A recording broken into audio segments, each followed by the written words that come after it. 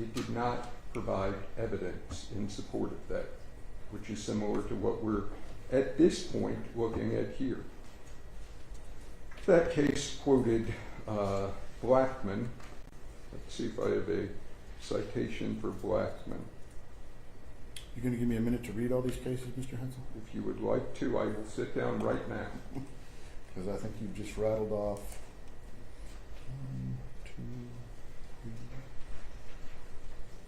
3 plus the one I'm reading right now. I'll take a seat. Let me know when. Now that being said, I did have a one-time reading this weekend, and I did not see those cases in here. Otherwise, I would have looked at them. Fair? Fair. I didn't anticipate a quibble over whether or not the state would need to present evidence that it couldn't narrow the date range. I thought that was pretty settled and established, but fair that I did not provide citation. That was okay. That was a judge. I didn't think you'd have to think about it. It's so obvious anybody would know this. I mean, I haven't heard counter citations, Your Honor. Fair?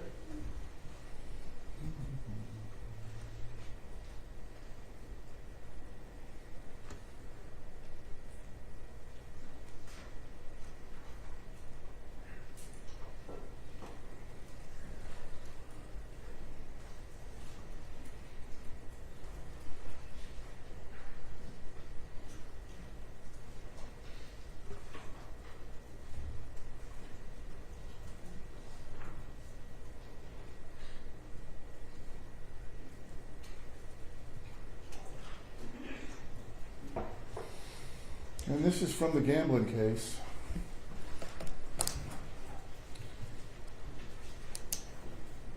Instead, we, like the trial court, are bound by the record before us. An absent showing by the state that its evidence was not permitted to identify the exact dates of the crimes, we must conclude that the indictment counts in question are imperfect and thus subject to a special demurrer.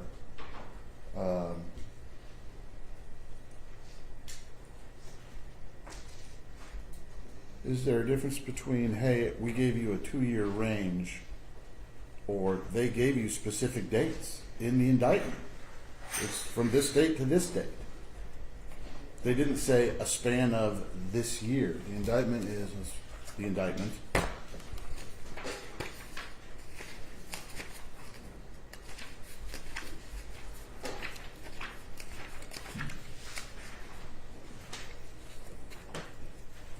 May 25th, 2020 and August 25th, 2023. That's a date. So they're alleging a specific date of May 25th.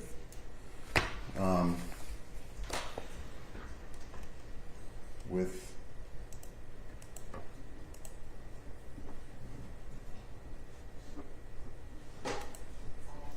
I'm more interested in this one.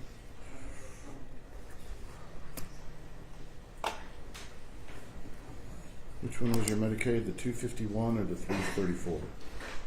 The Medicaid is Colby State, 334, Georgia Ave, 752.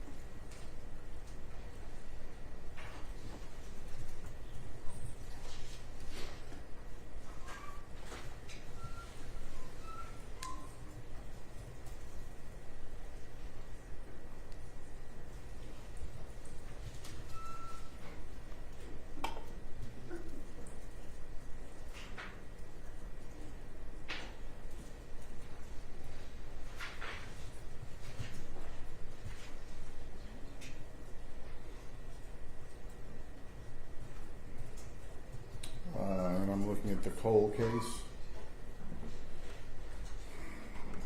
Indicted for offenses of Medicaid fraud over a date range beginning November 1st, 2010 through December 27th, 2013.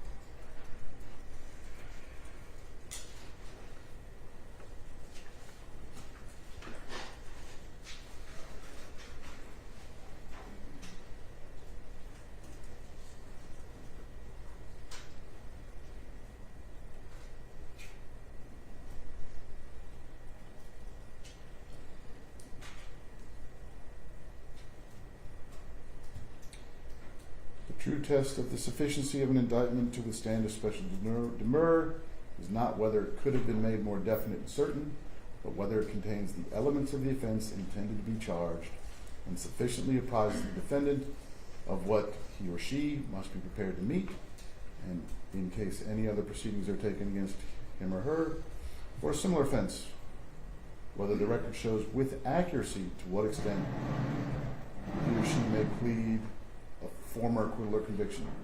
It is useful to remember that the purpose of the indictment is to allow the defendant to prepare his or her defense intelligently and to protect him or her from double jeopardy.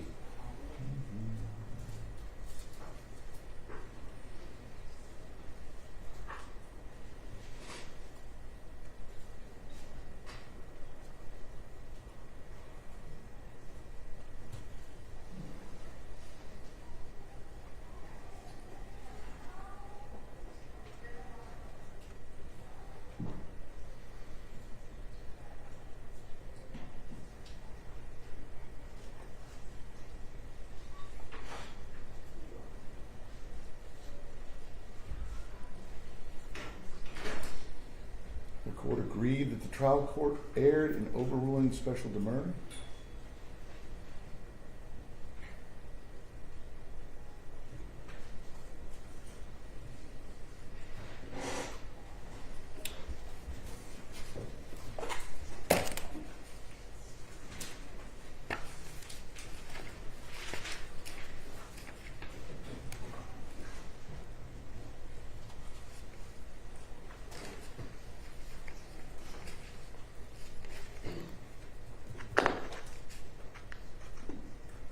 Mr. Hessel, I get the date range. I get what you're saying there. And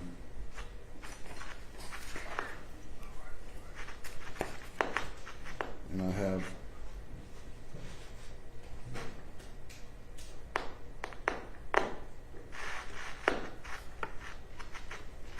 which of the multitude of microphones is blowing my court reporter's ears out? Okay. How you doing, Mr. Forte? Is that a problem? A little bit. Okay.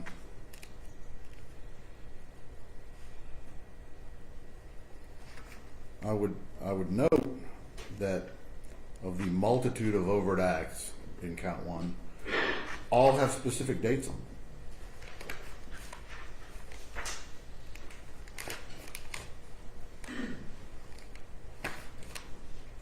Does that not satisfy your specific dates within a date range? Your Honor, I would note that an indictment is not evidence, and the burden is for the state to provide evidence that they could not narrow the date range. Well, their date range runs from the date of the first of the overt acts.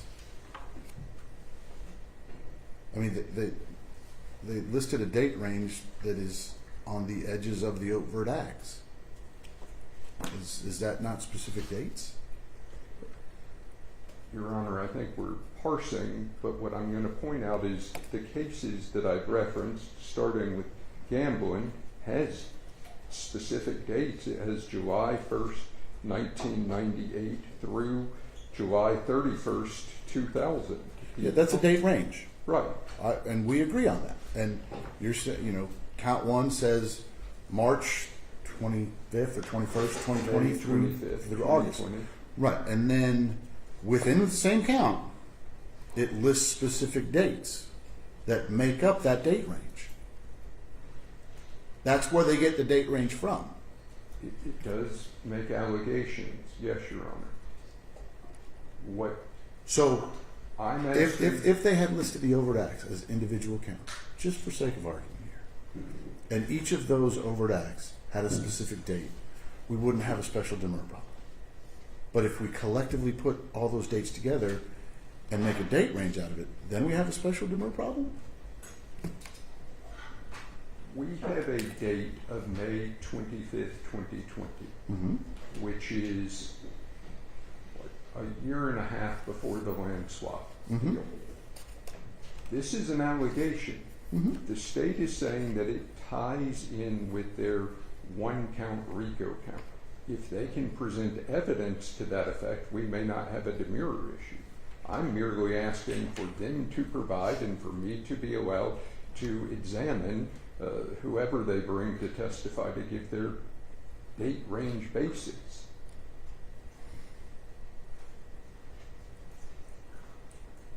In other words, see, here's where I think we're not communicating is, again, you focused on the land swap deal. What the state has said is this indictment incorporates more. This is not a land swap deal indictment. This is a RICO that is inclusive of that. It includes that issue, but that's not the entirety of the conspiracy.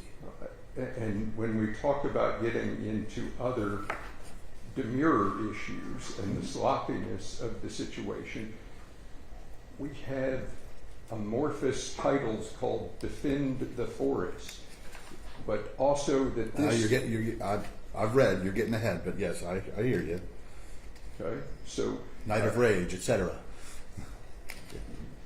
I got you. So if it's just people don't like what somebody's doing and they're protesting and we're deciding that's criminal, well, that's a whole different conversation that we're going to be having.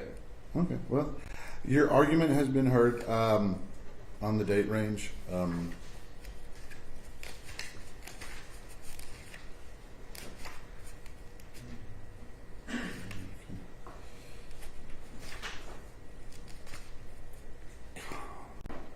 Now, that being said, the first date alleged in the overt acts portion of count 1 is July 5th, 2020 versus March 25th, 2020. There is no March 25th overt act. State, what do you guys say about that?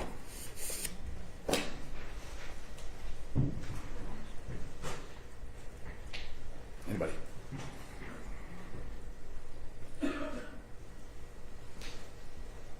Thank you, Judge, and good morning. I'd like to note a couple things up front. I know that counsel has indicated that he wishes to see evidence. I would point the court, as this court has already indicated and as counsel indicated, that counsel proffered. We are permitted to do that under Georgia law. Under State versus Battle, it's at 812 SE 2D1. Proffer is sufficient where a defendant does not timely object. Counsel did not timely object during counsel's argument, and therefore the proffer is sufficient. I'm going to object, Your Honor. I don't know how I would be objecting during my argument. If he meant that I did not object during the state's argument, I want clarification. He objected as soon as the state sat down. He went, "Hey, Your Honor, that's not evidence." That was pretty contemporaneous. The court may find contemporaneous. I have a witness outside who is ready to go on this issue. But that said, what you have to do is during the evidence is you have to object and say, this is not evidence. We don't accept the proffer. You object during that, and then you don't wait till the end of the argument. Because at the end of the argument... I'm going to object at the end, and I'm going to... No. Mr. Hetzel, sustained. No, Mr. Fowler. He objected. The court's going to find he objected in a timely fashion. I'm just going based upon what the Court of Appeals has told us on that. But going to the dates issue, this court is correct. The indictment outlines each and every individual date in the overt acts. And if you look at the Cole case that counsel cited and the court was reading while on the bench, that's exactly what the Cole case was getting at. which is that the problem with the indictment in the Cole case was that it did not list the individual dates that the state alleged, I believe 38 different acts, if I'm not mistaken, 38. It didn't list the individual dates, and that was problematic. Here, this indictment does. This indictment lists 225 different individual dates. On its face, it is perfectly fine. As Ms. Dixon indicated, and there's a statement from a co-defendant that indicates in this case when the conspiracy started. And that is where it starts, is that there is, if you will, a promotional video, for lack of a better way of calling it, where a co-defendant talks about when it started. I have to continue to object to proffering, because we're now getting more proffering. There's a co-defendant statement. That's a proffer. He's now contemporaneously objecting to your proffer, Mr. We'll let Ms. Fowler. Dixon's though, and I'm just repeating what Ms. Dixon said. And so that's all we have to do according to the Cole case. Now, going to the court's question a moment ago, I wanted to address the court's question. You brought up a certain date. I believe it was May or March, and if I could, just ask the court to repeat the question, if I could. The dates alleged in count 1, the date range is May 25th, 2020 is the first date. The date of the first overt act listed in part 2 of count 1 is on or about July 5th, 2020. Yes. And there are no dates prior to that. It looks like you go through all these, they are in date order all the way through overt act 2 something. Yes, and that was the planning for that attack in July. That's what that was. But it alleges dates. It alleges specific dates in accordance with what the Cole case requires. And so the defendant's demurrer should be denied. Okay. Thank you. All right. If y'all are waiting on rulings from the bench, you're not going to get them. So. Your Honor, I have nothing further on that issue. I will note that there are other issues raised in my demurrer that parallel issues by other counsel, and I believe are better argued by other counsel. Okay, so who are you going to the bullpen for? I ask for the court to hear from Mr. Don Samuel. Your Honor, before we go into that, may I address one question of clarification as we get to trial, based on the state's argument? If we get to trial. If we get to trial. It sounds like what the court is hearing from the state is that they will prove that my client was in a conspiracy starting May 25th, 2020. Hold on just a second. Mr. Samuel, you knew you were going to be speaking, and you sat all the way down at the end. Y'all let him sit down there? Second. Go ahead. Just want to clarify what the being said from the state. It sounds like they're going to prove at trial this element that they're stating is that my client, each of our clients, is going to be in this conspiracy starting May 25th, 2020.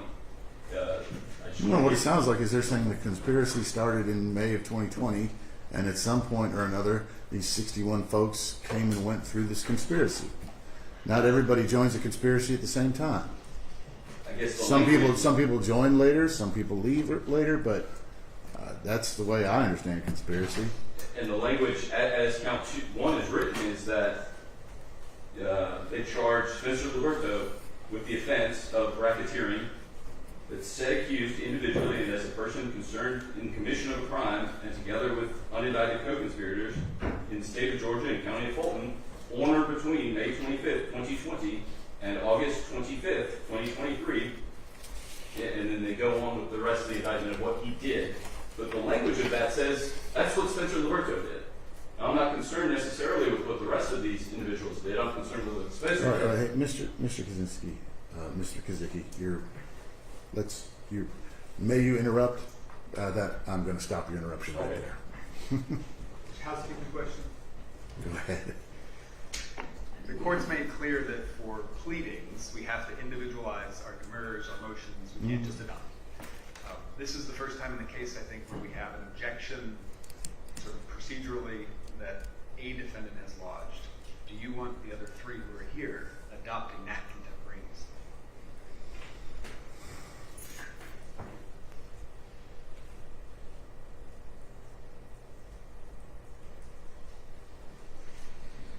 So I have to have all 4 of you say I want in on that one. And my recommendation is that should be a practice. Yes. Unless otherwise stated, the three others will be joining in the objection.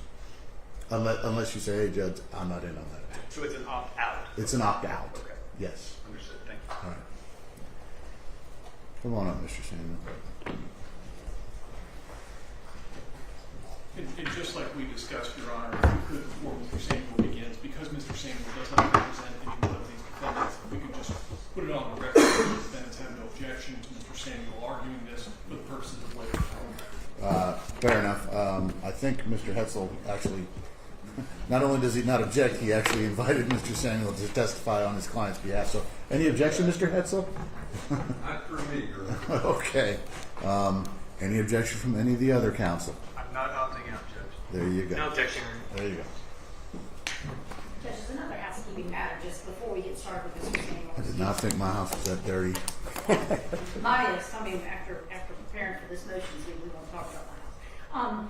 So Judge, one request that the state would have is when we talked about our scheduling conference, my understanding it was that we would handle, that each of them would argue, so Mr. Carroll, the attorneys for Carroll, Papali, and Marsicano, and Liberto, who would argue their motions to count, demurrers to count one. And my request is, if we could go ahead and let everybody argue what they're going to argue on that issue where they filed it, and then I would respond all at one time instead of just my request, instead of responding to each, because it's going to get redundant, if that makes sense to me, for me. Just a request. Oh, it's going to be ugly. I agree. So, Mr. Samuel, You want me to respond to that or just make my just all right, Your Honor. my response is, please proceed, Mr. Samuel. All right. Your Honor, I represent Marlon Coutts, Adela McLean, and Savannah Patterson, the members of the Atlanta Solidarity Fund, who were indicted being co-conspirators in this case. There are many issues raised in our demurrer. I'm sure you read the motion, the original motion, and the one that I filed again in accordance with your request on May 30th of this year. There are scores of issues. Maybe I could group them together in certain ways. Many of them deal with my clients and not necessarily with one of the first four in the first group. So it's a little confusing, but I am going to address all the issues in my demurrer. I don't think it makes sense, as you did with the prior argument, to take one issue at a time and have a response. But if that's what the court prefers, I'll break it down into different issues, and you can get a response. Just Mr. Hetzel sat down after the date range, and he wanted to argue the date range first. I'm here for you all. Okay. Well, I will. If you want a response from the prosecution at any point during my argument, then that's fine. Otherwise, I'm going to proceed from one argument to the next. Some of my arguments or blend into both general demurrer and special demurrer, dealing with specific overt acts, specific aspects of the indictment, which we consider to be right for a special demurrer. But I'm going to discuss all the demurrer issues in this initial presentation. I would point out that the prosecution, since we originally filed our demurrers close to 2 years ago, has never filed a response to our demurrers. They haven't filed a response when we initially filed the demurrers. They didn't file a response in anticipation of the oral argument before Judge Adams. They didn't brief the issue after the oral argument with Judge Adams. They haven't filed a response in anticipation of this argument today. So the only thing I know about the prosecution's response is the oral argument they made when we argued this before Judge Adams. I don't know if their response is the same today, so I'm a little bit at a loss to anticipate what their arguments are. I can't preempt what their responses are, but I will reserve time to reply to what I may be hearing for the first time when they finally reveal what their explanation is for some of the defects in the indictment. And of course, I'll respond to any questions you have.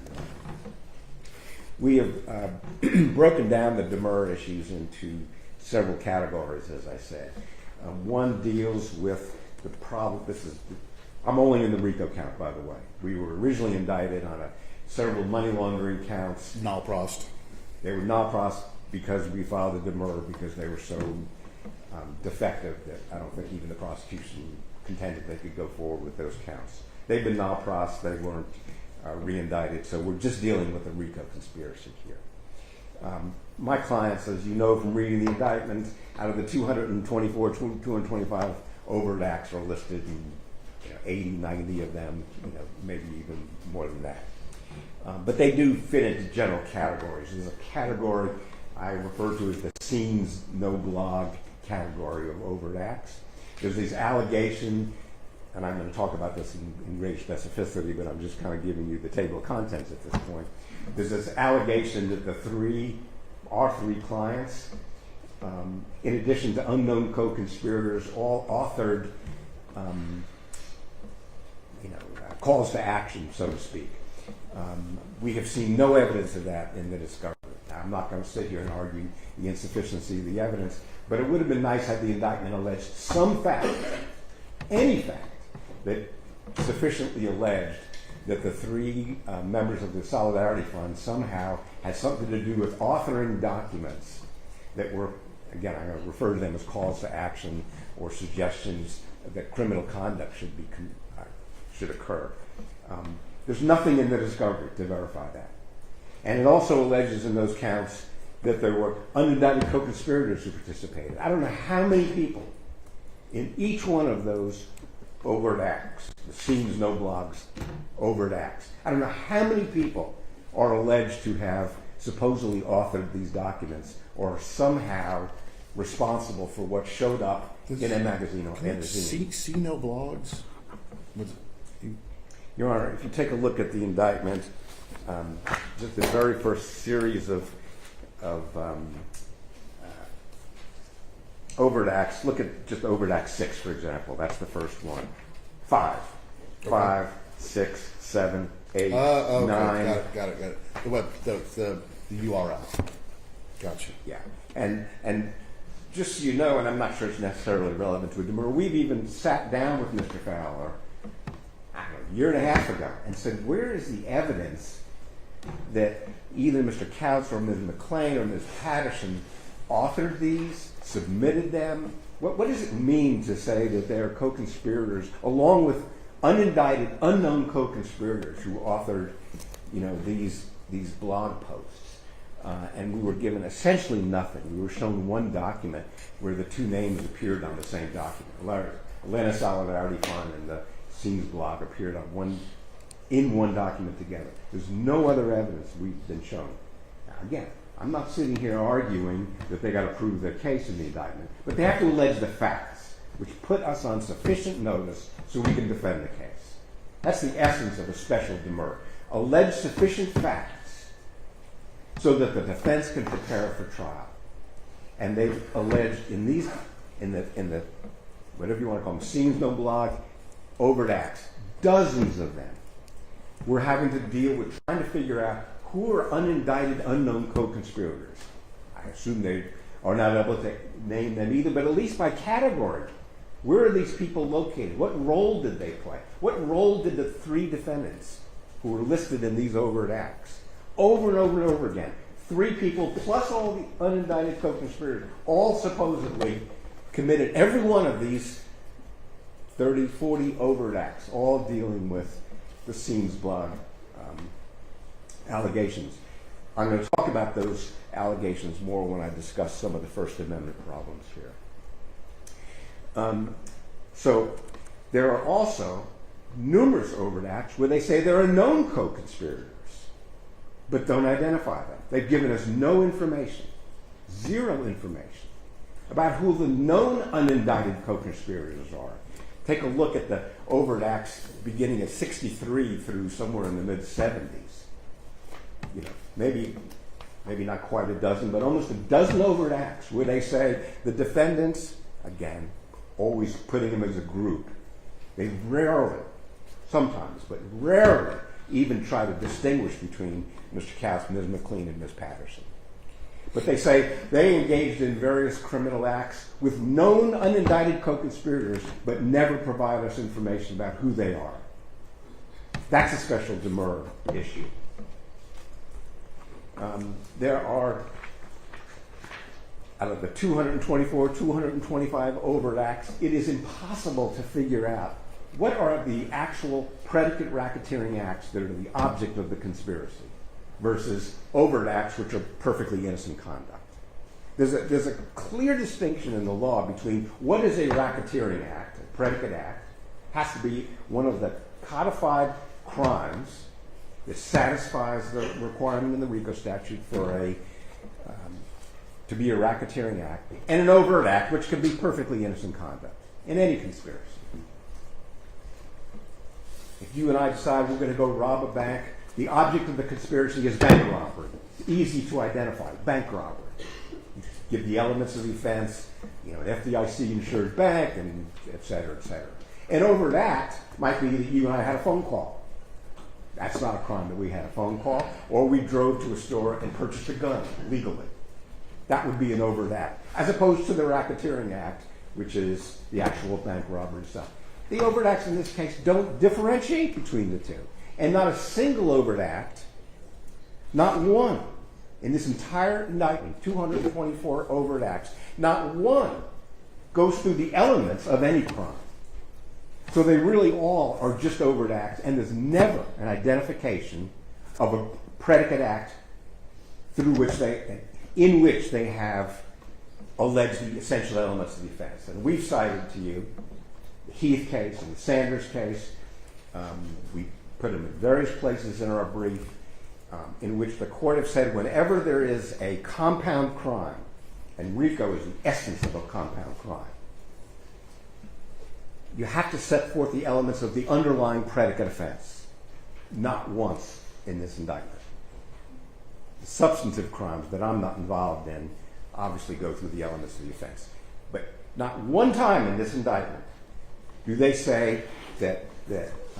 Couts, Ms. McClain, Ms. Patterson, committed the following, or conspired to, or did in fact commit any of the following crimes, or conspired to commit any of the following crimes, and then list the elements so we can know that we're talking about there's the conspiracy that the RICO allegation supposedly focuses on. They conspired to commit, the use of a Molotov cocktail to assault a police officer and go through the elements of the crime. Not once in this indictment does the indictment satisfy the Heath and Sanders rule that you have to set forth the underlying predicate offense with specificity, both factually, and Sanders in particular does that, both factually and the elements of the offense. So, we have problems identifying unindicted co-conspirators. We have problems with somehow throwing in co-conspirators. We have no idea whether they're going to claim that we were simply a party to a crime to some unindicted co-conspirator who committed this offense. And you're just kind of responsible on a kind of a Pinkerton theory. Pinkerton, where every conspirator is responsible for what everybody else does. So we challenge the indictment for those reasons. The failure to differentiate racketeering acts from overt acts in the indictment.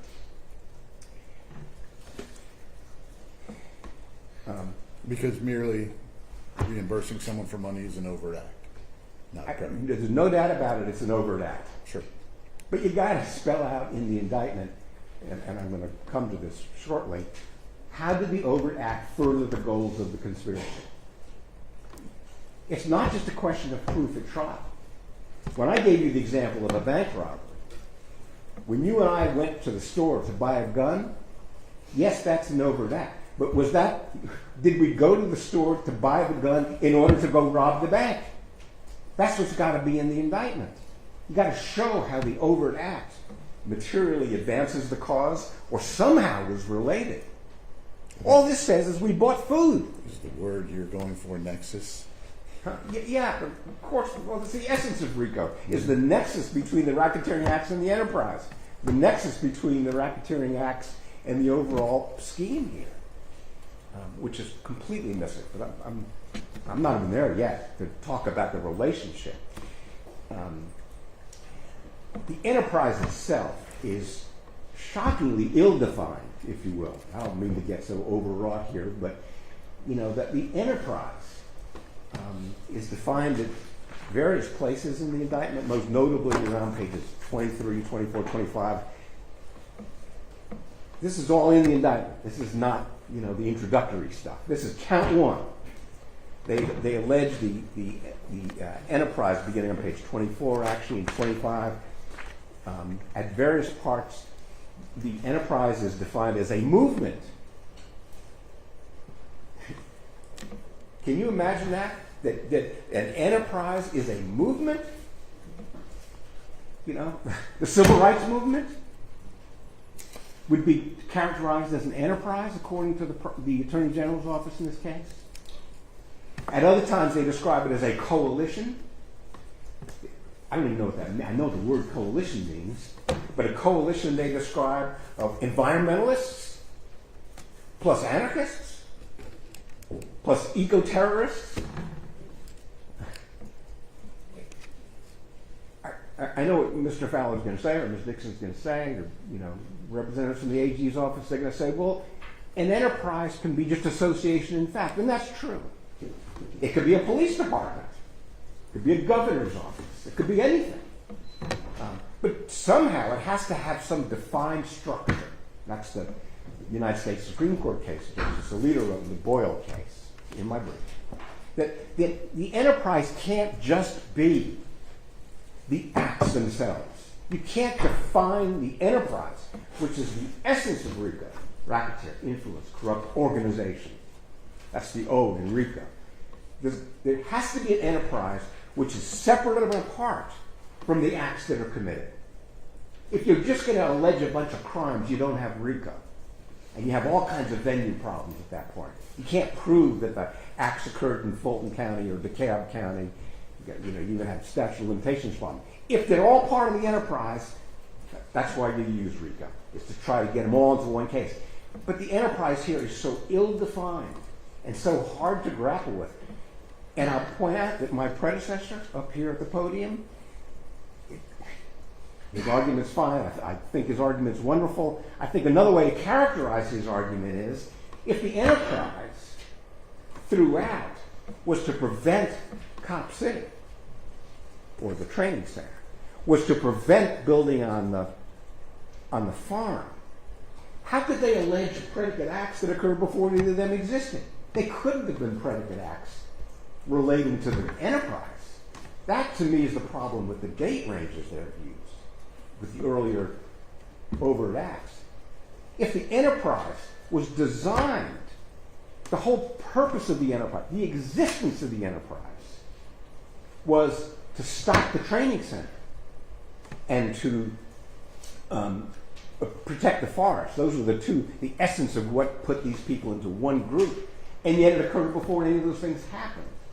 Then the enterprise has lost all structure. Ms. Dixon says, well, we'll just prove it at trial. But they're not going to prove what they allege, because what they alleged as the enterprise had nothing to do with Rayshard Brooks. That's the May and the shooting in May in Minneapolis, George Floyd. Rayshard Brooks was here. Rayshard Brooks was here, and George Floyd was George here. But that's the date range they're picking on. They're saying those events is when the enterprise began, and yet they go throughout the rest of the cases. The enterprise is the forest, either the training center or the environmental problems. I just add that because of what the argument was before. To me, the date range is inconsistent with the enterprise that they've defined. That's the problem. And I raise it in our brief as a problem with the definition of an enterprise. That they are incapable of defining the enterprise with any meaningful structure or membership. Lord knows how many unindicted co-conspirators they're going to end up talking about at trial without ever identifying them, or how many known co-conspirators they're going to identify at trial, maybe for the first time, since they haven't identified them yet. I mean, there may be thousands of people who they're going to say are members of this enterprise. They may say, because they suggest it, any anarchist in the country is a member of this enterprise. California, New York, Boston, they mention all of that. It's all in their indictment, in their introductory sections about we're going to, commit crimes in New York and Boston and California, and we're going to go after this enterprise is larger than the Vietnam protest, as far as I can tell. As far as I'm concerned, if I was protesting the Vietnam War back in the 60s, I'd be part of the enterprise, because some of the people committed crimes during those protests. What are you going to do with the NAACP? There were crimes committed. There was trespassing that was committed. There was civil disobedience that was committed. And there were even some violent acts committed. And some of those people belonged to the NAACP. You're going to say that's an enterprise? And it was all part of one RICO case because some members of the enterprise or some members of the group engaged in criminal conduct. The United States Supreme Court says you can't do that. The NAACP versus Claiborne Hardware, which we've cited in our brief. You can join a group. You can be a member of an organization or a movement or a coalition and not be guilty of a crime, even if other members of the movement or coalition do commit crimes. And that's what they've done here. They've taken all these people and thrown them in an enterprise and said, here's your RICO. They're all racketeers. So that's, the argument that we make in our brief, in our demurrer, challenging the definition of an enterprise. It is too amorphous. It is indistinguishable from the acts, from the criminal acts that they claim that the enterprise members committed, and it sweeps in so many innocent people who were just members of a movement or members of a coalition, and then includes, as I said, how many hundreds or thousands of unindicted co-conspirators who were, quote, anarchists or defund the police individuals, or people who protested George Floyd, the BLM, or protested the Rayshard Brooks shooting. Now we know they're all part of it because they alleged it, that's when the enterprise began. The hundreds or thousands of people who protested, police brutality in this country. So that's our enterprise allegations. I don't even know where to begin with the 25 pages that Count 1 starts with. I do a lot of practice in federal court. There's a lot of speaking indictments there. They have introductory language which is, in my view, offensive, but clearly tied to the crime, right? There'll be introductory language, in healthcare fraud cases that explain a little bit about the history of Medicare and how it works, and it doesn't look like a typical indictment, but it's clearly focused on the actual crime that is set forth in the ensuing counts of the indictment. I'm talking about what we call speaking indictments in federal court. And I don't know if the Attorney General's office in this case tried to learn from that. But I seriously, Judge, ask you to really carefully read pages 25 through 49 of this indictment. The court has read the entire indictment. Yeah, well, you ought to read it again because it's shocking.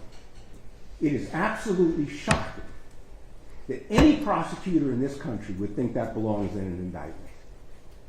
I am absolutely appalled if the Attorney General's office in this state believes that it's appropriate to present to a grand jury and to present to the jury in this case, to you, to the public, to the press, 25 pages that discuss, can I quote just a few excerpts? It's your record, Mr. Samuel. It's their indictment. Mm-hmm. That I don't have to read to a jury. They read it to the grand jury. The jury has to be told what the indictment is that the grand jury returned. They can't return an indictment or a verdict for something the grand jury didn't indict for. And the grand jury, I've never been in a trial where the jury doesn't get the indictment to deliberate in state court. But this indictment begins with talking about anarchist ideals. We're anarchists, you know. I mean, they clearly blame my three clients as being anarchists. Anarchist ideals date back centuries. Well, that's a hell of a thing we're going to have to defend against. Is that going to be something that the jury is going to have to find beyond a reasonable doubt?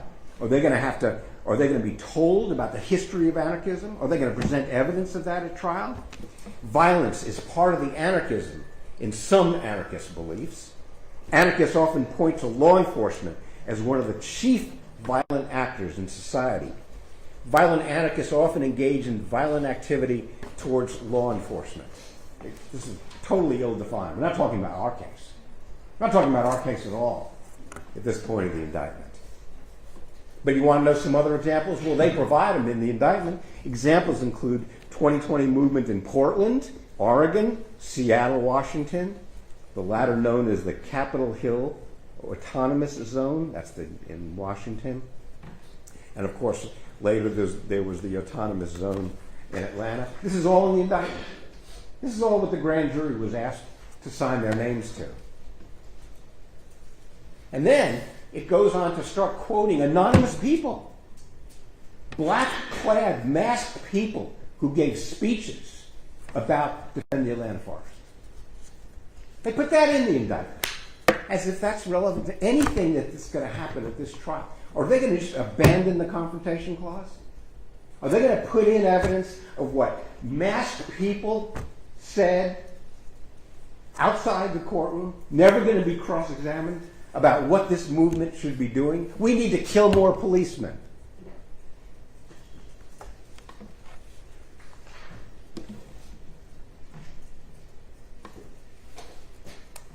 A known defend the Atlanta forest was recorded complaining that there were not enough violent members in protests against the training center. That's in the first 25 pages of this indictment. Then we get compared to Mexican Zapatistas, Syrian revolutionaries. That's what we're being compared to. Kurdish revolutionaries in Afghanistan. What is this doing in an indictment in this country, in this county? We raised all these arguments to Judge Adams. With all due respect, not a word in the original order in this case said there was anything improper about that. As if we all need a pseudo-history lesson from the Attorney General about, the background of my clients, their historical predecessors. This pseudo-history that has no business in an indictment. And I don't know what you're going to do with it. You're just going to throw it out and say, we'll let the prosecution prosecute whatever they want in this case. We're going to throw out the first 25 pages because that's clearly inappropriate. It's full of hearsay and confrontation clause and, as I put in my brief, events that happened centuries ago. I would really like, if I can pose a request to you, that you ask them, what in the heck was that doing in this indictment? What were those 25 pages designed to do?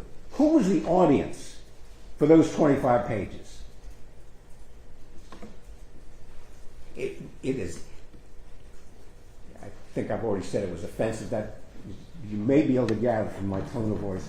It is inexplicable to me why this indictment wasn't dismissed within weeks of it being returned with that kind of BS in it.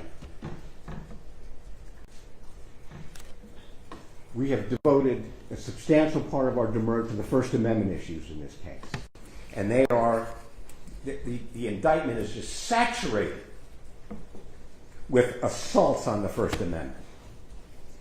It is throughout the indictment, from beginning to end, there are allegations of conduct which is clearly protected by the First Amendment, as if it's a crime. From the definition of the enterprise, you're an anarchist. Clearly First Amendment protected. That's like saying the enterprise in this case is full of people who belong to the NAACP. Can you imagine something like that in an indictment? They say that the enterprise in this case was comprised of people who are anarchists, who are involved in protecting the environment, people who are engaged in direct action. I did that. Did you do that? I do it on weekends now, and I go out and do the No Kings marches. Is that an enterprise? Promoting anarchist ideas? Next thing you know, they're going to say it's a crime to promote democratic ideals or Republican ideals. As if that makes you part of an enterprise and violates everybody's First Amendment rights. I'm a little more constrained than you are by the Judicial Code of Ethics, Mr. Samuel. I'm not out on weekends. Say that again? I said I'm a little more constrained than you are by the Judicial Canons of Ethics.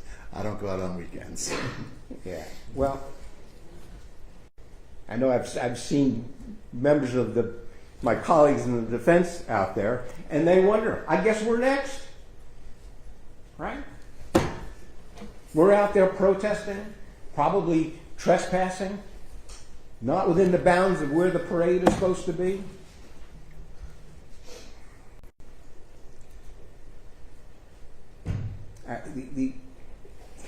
The overt acts that even the scenes block, even the offensive scenes block, it's going to offend the jury if you read some of these. But the United States Supreme Court has said, unless it's an immediate incitement of riot, Brandenburg versus Ohio and the United States versus Scales and all the cases we read about in law school, unless you are inciting a riot, you are not guilty, even if you're calling to action, even if you're encouraging what would be described as criminal activity. It's protected unless it is an immediate incitement to riot. We've cited those cases to you.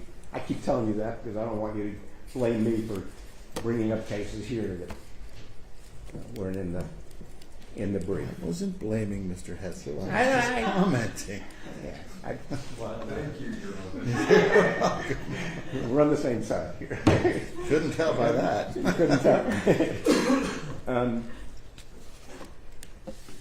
Then we have the problem in the indictment, not just the First Amendment, which is part of the scenes blog problem, but the lack of any connection between, and we mentioned this earlier, the lack of any connection between these alleged overt acts and any criminal conduct in the indictment. Yeah. Now, Ms. Dixon may get up and say, well, we'll just have to prove it at trial. Well, these are demurrers. And the basis of these demurrers is you haven't given us the information to defend, number one. And number two, you haven't constrained what the jury can do. Because if you can say, well, you woke up in the morning, and that was an overt act, well, then they can prove anything at trial. They've got to prove what's alleged here, and then what's alleged here were overt acts that furthered the ends of the conspiracy. Buying food. Dozens of overt acts. You reimburse someone who bought food with no allegation anywhere in this indictment what that had to do with anything. Where was the food eaten? Where was the food brought? There's nothing. And don't let them stand up here, the AG's office, and say, well, we'll show you a trial. They're supposed to show it in the indictment. That's what an indictment does. It's the blueprint for trial. It tells you where the structures are, where the steel beams go. Well, this doesn't tell us anything. You paid for food. You paid for Deep May, which was, maybe you remember seeing some of that in the indictment. It went, what the heck is Deep May? It was a computer training class for teenagers and young adults. There were professors who came from a university, came down here and taught people how to do troubleshooting on a computer. What is that doing in this indictment? And don't let them tell you, because it's not in the indictment. Don't let them stand up here and tell you, oh, I'll tell you what's bad about that. It's XYZ. It's in the indictment if it's going to be XYZ. That's why we have indictments. That's why we have all the rules of discovery. But even that's not enough. If it's not in the indictment, then how's the jury going to know whether they're convicting them of something with which they are charged? The relationship between the racketeering acts and the enterprise is exactly what Kimbrough's all about. I think you mentioned Kimbrough when I stood up here. And that's kind of the essence of the demurrer problem. But that's just one problem. That just deals with the relationship between the crimes and the enterprise. And Kimbrough is clearly the lead case on that point. The First Amendment, there's just no shortage of cases, including, again, in our brief, the recent Ninth Circuit case that even found the federal statute defining riot act unconstitutional because it didn't clearly and directly focus the incitement and the crime. It wasn't a close enough link. And all these scenes block allegations in the indictment are defective for that reason.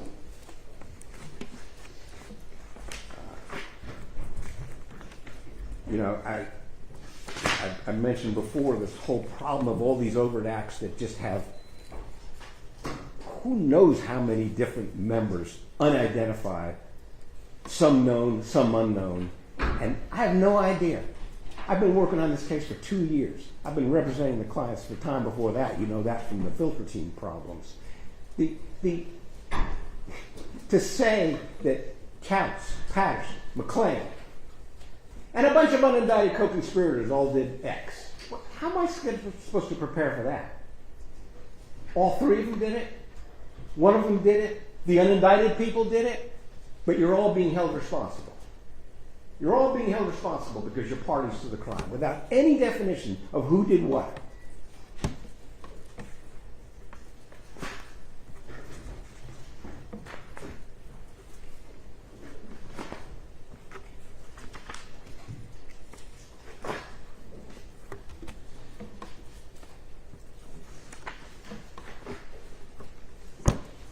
Your Honor, the indictment in this case is, with all due respect to my colleagues, it is a disgrace. It really is. It's a disgrace. It's an assault on the First Amendment. It's an assault on the right of people to protest. It is grouping all these people together and claiming that they're all a bunch of anarchists and criminals, that they should go to prison for the racketeering act of 20 years. Some of these people, were down here for one day. They went out, they protested, and they're now being labeled racketeers. My clients never are alleged to have gone out to the forest. Not once.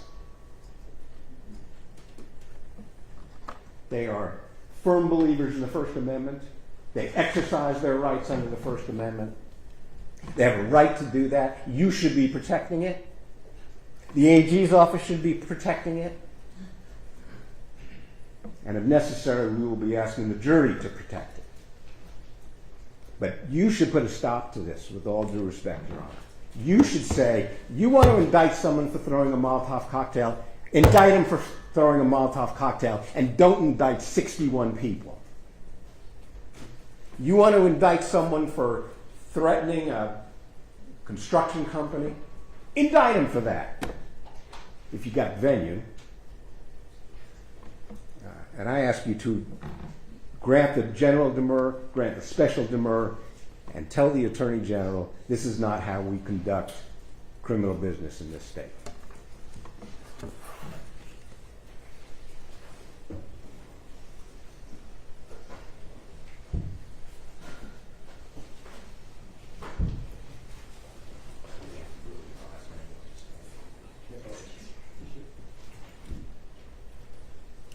State?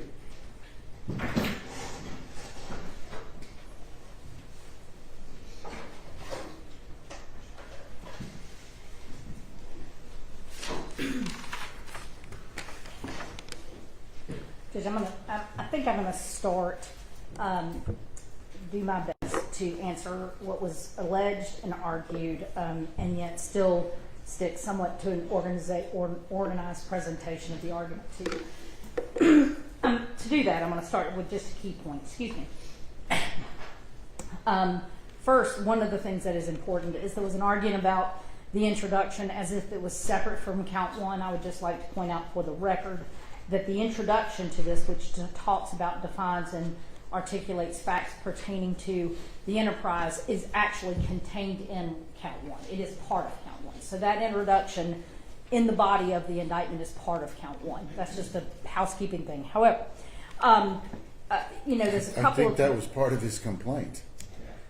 Okay. I think he agrees with you. Agreed. Mr. Salmon? Yeah, exactly. That's the problem. If it Yeah. wasn't part of count one, who would care? Well, and Judge, so I'll get to that. And there's a separate motion, and I think Mr. Fowler will address, there's a motion specifically about the political rhetoric in the There are complaint. many motions Yes, regarding the agreed. political rhetoric. And Mr. Fowler will be predominantly addressing that. I'll hit on it a little bit. But there's a lot of issues to cover. I'm going to try to hit them all.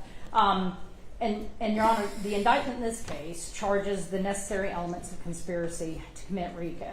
And I want to just, and I know this after in response, it seems kind of anticlimactic to get up and just talk to you about the elements, but that is what we're here to establish, is whether or not the state actually alleged sufficiently the elements of the offense. And I won't go through all of exactly what is said because the court has read and studied the indictment. But count one does specifically set out that the individuals charged acted together, individually and as parties to a crime, or as persons concerned with commission of the crime. That is in there. They acted together with unindicted co-conspirators, together and with unindicted co-conspirators. It alleges the date range. It alleges that they did so while associated with an enterprise. They unlawfully conspired and endeavored. And it alleges the enterprise as well as the pattern of racketeering. And then, Judge, and I just need, there's a lot in this indictment which the state is very well of, but part one defines the enterprise, and that's where they started a lot of complaints about the enterprise. And in part one, it gives the overarching intent of the enterprise. It gives how the racketeering activities are connected. It's a bad political science paper. I never thought a political science degree would help me. It clearly is the first time since graduating, other than from law school.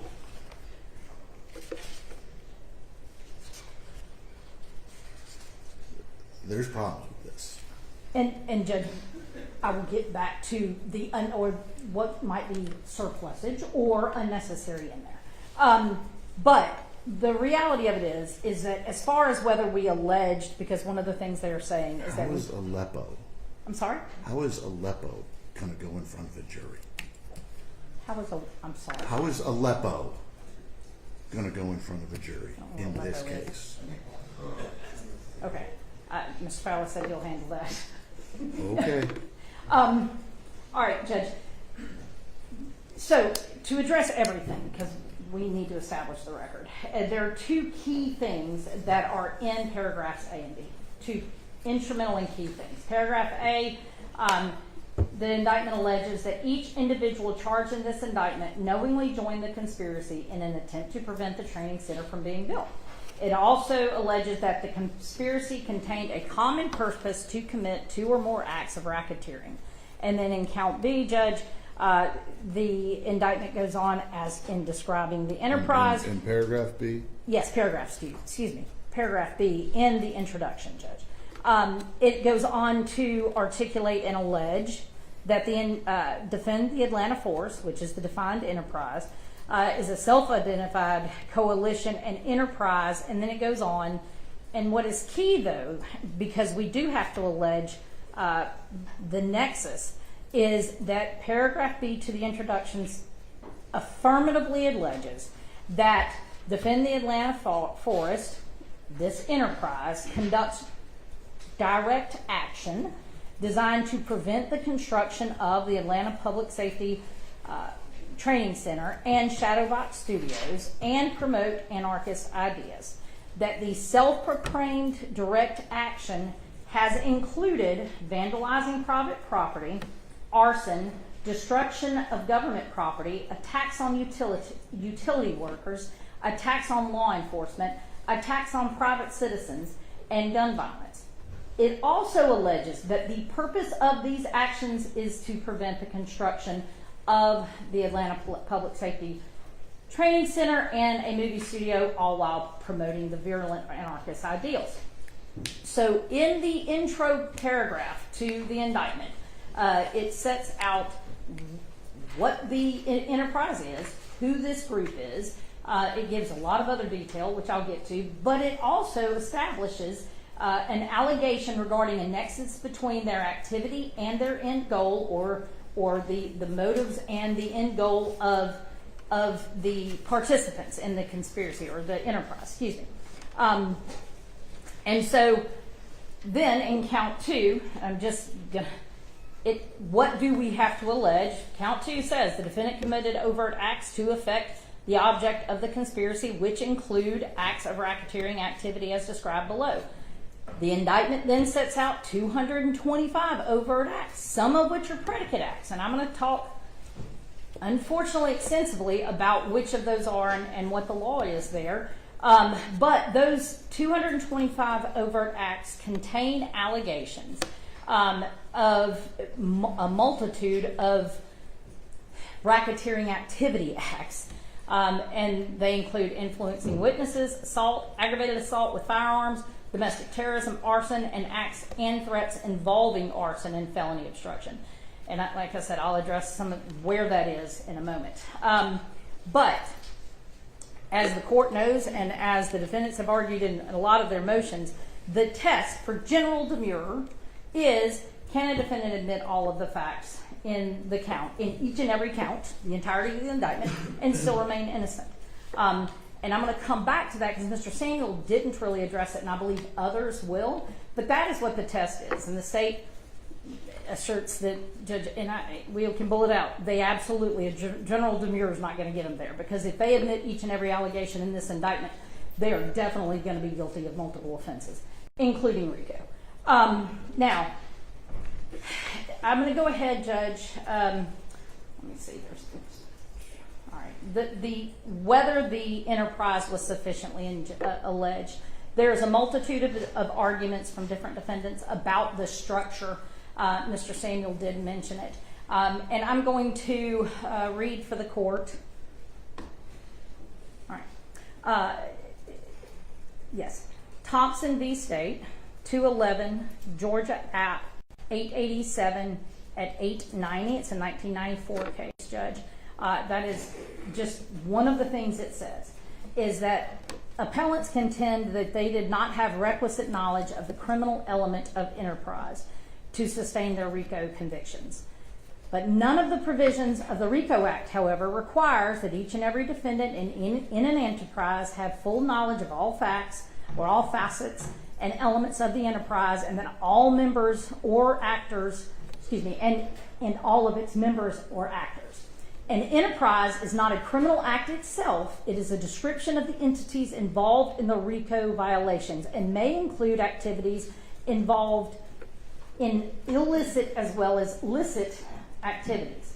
It is the racketeering activity, the pattern of racketeering, the predicate acts, which is illegal, not the enterprise itself. Although the enterprise may be proved by the same evidence which proves a pattern of racketeering activity.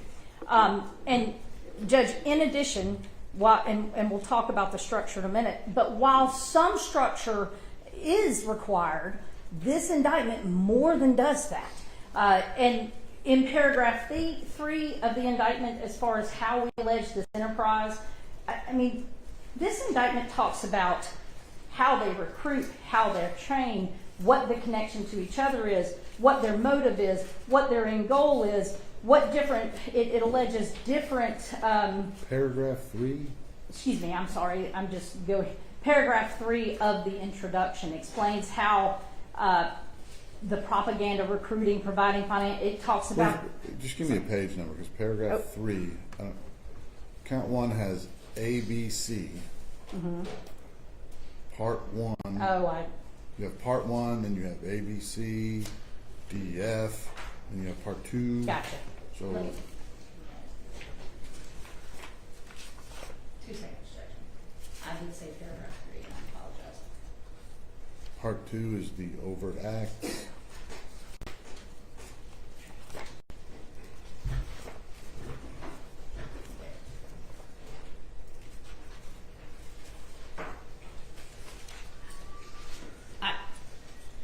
I think, what page is that? I think it's the bottom of page 28, Judge. And let me just generally characterize it, if I can. In the introduction, which the court has studied, the indictment sets out the propaganda, the recruiting. It sets out how finances are provided, who is or what entities are providing, or how they shift money and pay money and what they're paying it for. It sets out how the enterprise provides support, emotional, personal, preparation for arrest. It alleges that it provides premeditation, or the enterprise premeditates committing crimes, and that all of those things are part of this enterprise. On page 33, paragraph, anyway, it specifically talks about, in the introduction, how this enterprise is designed and does promote and agree to promote conduct. On page 27, a local Yes. anarchist supporting the Stop Cop City movement Yes. recently wrote,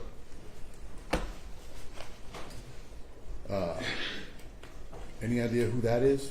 Any idea how these people are supposed to know who that is? Any idea? As noted by the anarchist above. Judge, I think it's, from what I understand, it's in the discovery, right? Is it a part of Scene's blogs, or is it one of the? It's in the discovery.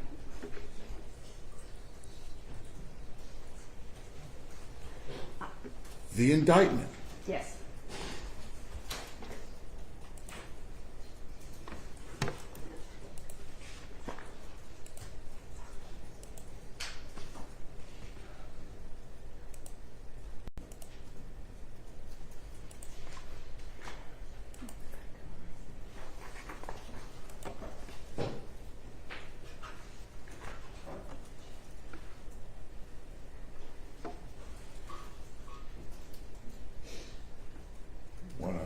When a court considers whether an indictment is sufficient to withstand a special demurrer, it is useful to remember that a purpose of the indictment, not the discovery, Yes. is to allow a defendant to prepare her defense intelligently. So, looking at the indictment, their argument is you can't fix an indictment with 10 terabytes of discovery. And I understand. They should be able to that. look at this 109-page document and go, Yes. here's what we got coming at us. Yes. And unnamed quotes,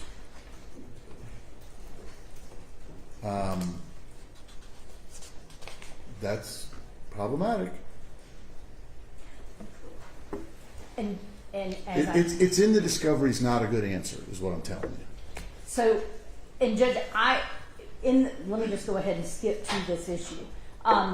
So the indictment contains things, and I think in the last trial, in Isla King's trial, when we had it. We have not had an No, Isla no. King trial. Okay. In the previous We court. have not had a trial in this case. Right. Previously, when we prepared for trial in front of a different judge, we, with the defense, the state and the defense got together and they agreed that certain items would be redacted, and that, or certain statements, certain portions of it would be redacted. And that is, again, what the state's position is. That's because that defendant announced ready for trial by filing speedy. These folks have not announced ready.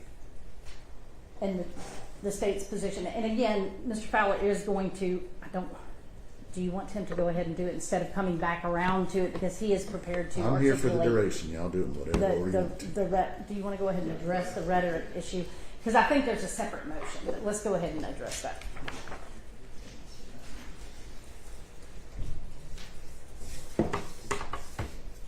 Thank you, Judge, and I apologize for kind of the if we call it whack-a-mole way of standing up and sitting down. I think that's how the game works, but the way that the motions were filed. So I'll go ahead and get right to it.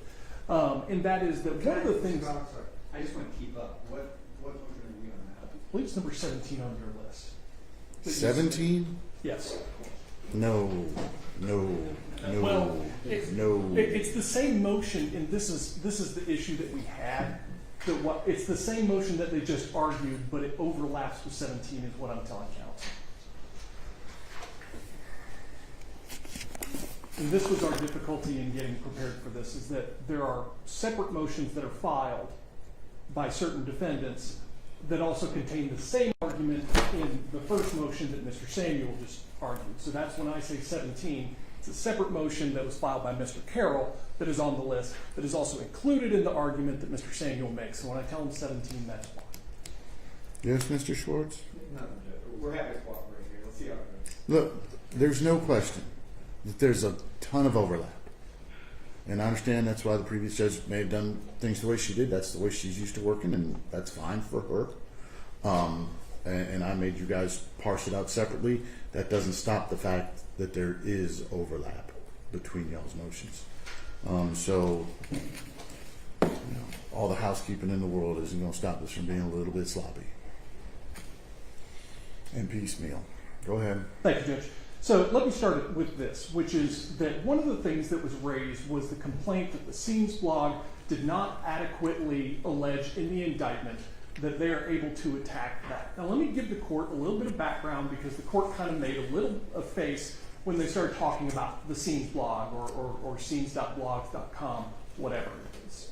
And counsel is right that the Scenes blog is outrageous, because what it does as part of this conspiracy is get online, post online, hey, we just burned this stuff to the ground, we're going to do it again, and if you don't stop the training center, stop building the training center, we're going to keep building your stuff down. And correct me if I'm wrong, Mr. Samuel, I think his argument was there's nothing in the indictment tying his folks to it.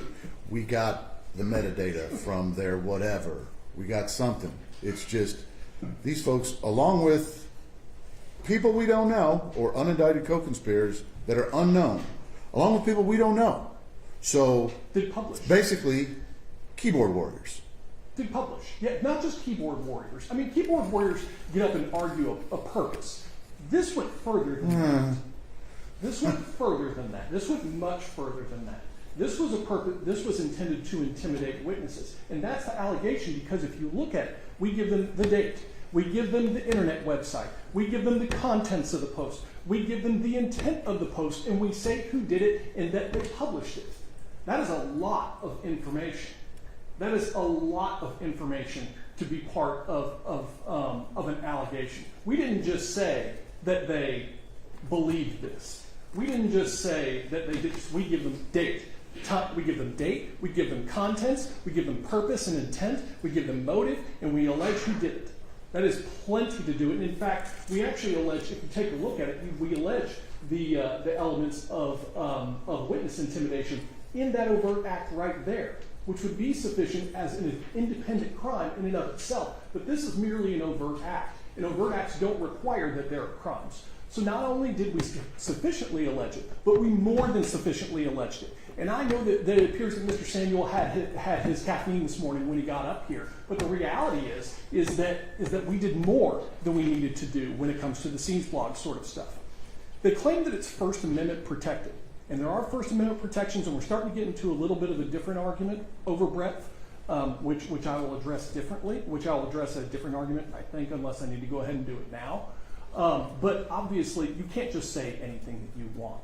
You can't. There are limitations to the First Amendment when it comes to what you say and the things that you do. But I will address over breadth later on. Coming back to this, you don't have to allege how it furthered the objective. That's the primary. You don't have, or how it furthered the nexus. You don't have to allege that. You simply have to allege that it is an overt act in furtherance of the conspiracy. That's all you have to allege. That is the only language that is required. And it is listed in a separate sentence after all 225 overt acts. You got a cite for that?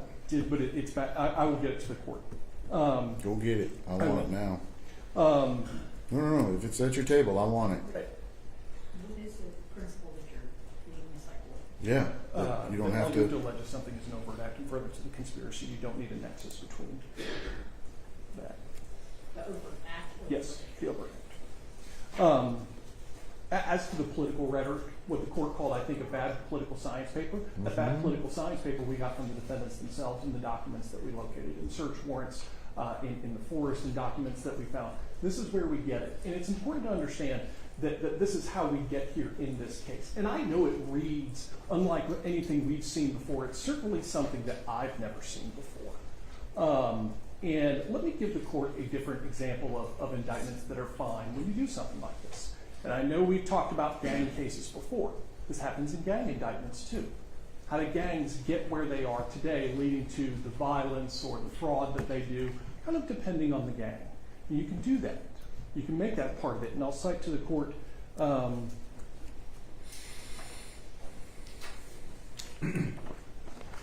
believe it's, and this is a second, I'm sorry, there's a Second Circuit case, United States versus Scarpa, where the defendants unsuccessfully moved to strike 16 paragraphs captioned Introduction to All Counts, which was devoted to an overview and history of the Genovese organized crime family, which was a racketeering prosecution, and how it began, and how it got where it got, and the beliefs of the organized crime family, and how all of those tied together.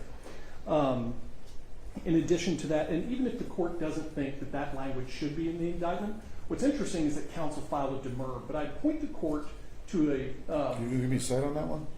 I'm sorry, if I It's did a not Second Circuit apologize. case. Yes, it's 913 F. 2nd 993, page 1013. I would also give the courts United States versus Bellomo, Bellomo, 263 F. 2nd 561. And so you don't have to scroll forever. It's pages 584 through 585.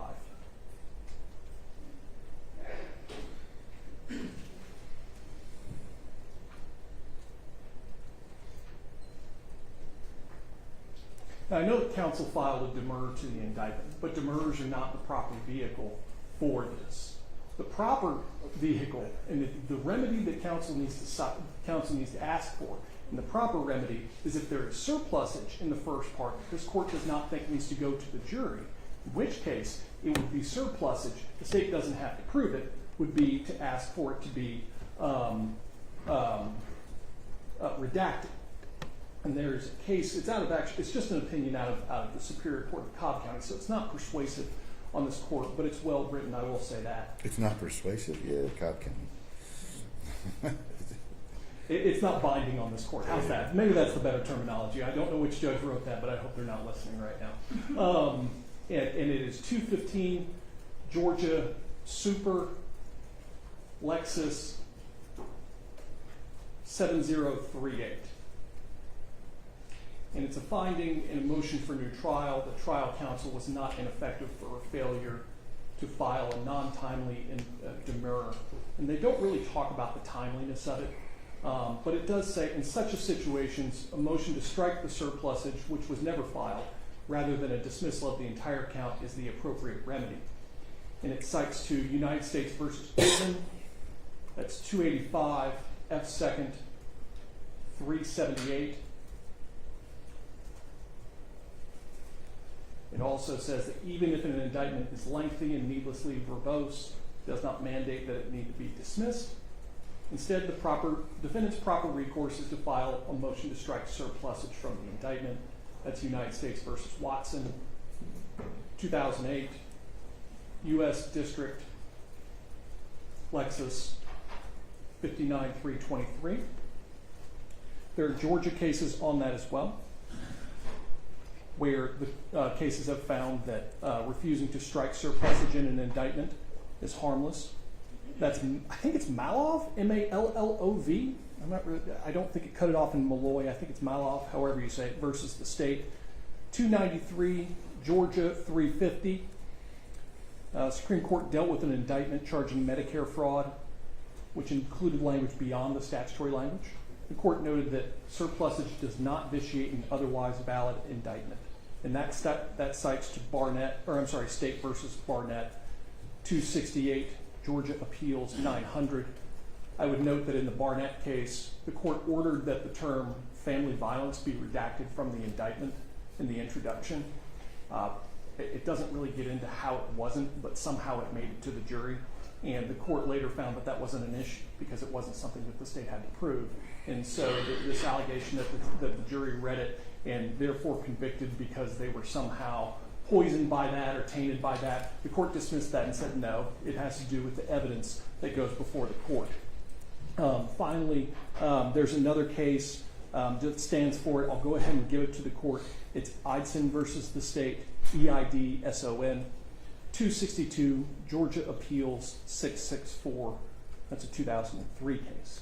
So I give the court all of that to let the court know that even if there is any a part of that shouldn't be in there, the proper remedy is a redaction, like Ms. Dixon was getting at when we were preparing for the Isle King in front of Judge Adams. That the proper remedy is to redact it. Now, we never reached that for a number of reasons, but that's a totally separate issue we're not addressing today. That would be the proper way. I would suggest to the court that it's not.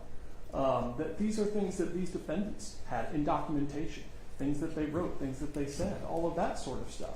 And this history lesson, while I agree with you, it's an unusual history lesson, comes from these defendants themselves. It explains how we got here and the motive for the reason that they do things. And we talk about that a little bit in the indictment. When we talk about the nexus while promoting anarchist ideals. And we talk about that as part of the nexus and part of the violence and the property damage, the gun violence, the arsons, the going after civilians who are just doing their jobs. All of that sort of stuff is part and parcel of this case. And for those reasons, we believe it should go out with the jury. If it doesn't, the proper remedy is merely redaction. And I believe that I will now turn it back over to my colleague, if I may. Okay.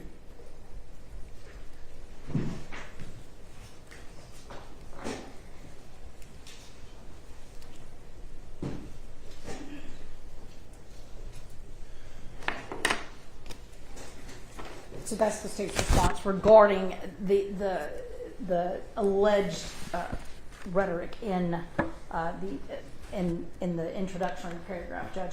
The other things that the state has argued, or the defense has argued, particularly Mr. Samuels, is that the indictment is violative of the First Amendment, and in the speech and the assembly and the right to associate. And again, we'll have other motions, so I don't want to hammer the point. It was a passing reference or in multiple of these. But first and foremost, the reality of it is, read the indictment, because it is this argument that they're making that the state, through charging this, basically said if you protest you're a racketeer, is essentially ignoring the contents of the indictment. The indictment makes it very, very clear. And quite frankly, my co-counsel and I have talked about this, we unabashedly and absolutely unequivocally agree that who you associate with, what you believe, in the quiet of your own home particularly, what you may say to somebody, that you can believe completely different, you can believe unpopular, you can believe popular. None of that, all of that I should say, is protected, 1,000%. But what you can't do is, because of those beliefs or for any other reason or some other belief, you absolutely cannot agree and join in with a group of individuals who are associated in their conduct and in the way they conduct themselves, in their beliefs, whatever it may be. They are associated in their, in fact, in the way they are conducting their affairs. You cannot agree and become a part of this enterprise, therefore, and agree that you're going to, or your co-conspirators, or somebody else in the enterprise is going to go out and commit certain crimes or acts or threats involving certain crimes. And we'll get to that in a minute. So the reality of it is, people can get up and wave their arms and yell and scream about the First Amendment and become insulted and indignant. But this indictment in no way is talking about this. The indictment is charging people not with their beliefs. Their beliefs are their motive. They're evidence of their motive. What they say is evidence of their intent and their motive. Absolutely.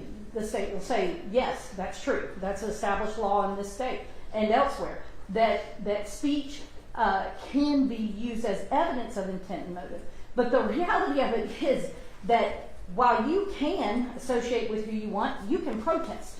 You can peaceably assemble, you can protest, you can do all of those things. What you can't do, shoot a police officer, hold a gun on a guy's head who simply showed up. He's just a metal scrapper, and it's in the indictment. I'm not proffering. It is in the indictment. You can't hold a gun to a guy's head because he happened upon you and hold a gun to his head with a deadly weapon, by the way, so assault. You can't shoot fireworks at EMT and firefighters. You can't burn down or try to burn down buildings. You can't burn up the police cars of the Atlanta Police Department. You can't destroy construction equipment. You can't threaten and terrorize people. You can't do those things. And if you do those things, and you then also agree with others and take the steps and commit the other elements of conspiracy to commit RICO, yes, you have committed a RICO. And it's that basic. This is not about what they believe. This is about what they did.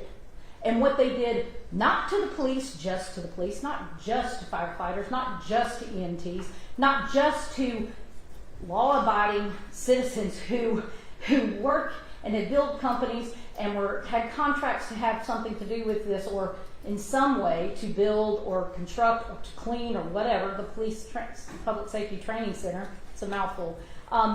It is not, in the end, it is about the criminal actions that they took, that they agreed to take, that they knowingly understood that this group and this enterprise was going to take. It is about that, and that is what the indictment charges. Now, does the indictment charge a pattern of racketeering activity? And I need my glasses. Excuse me, Judge, I apologize.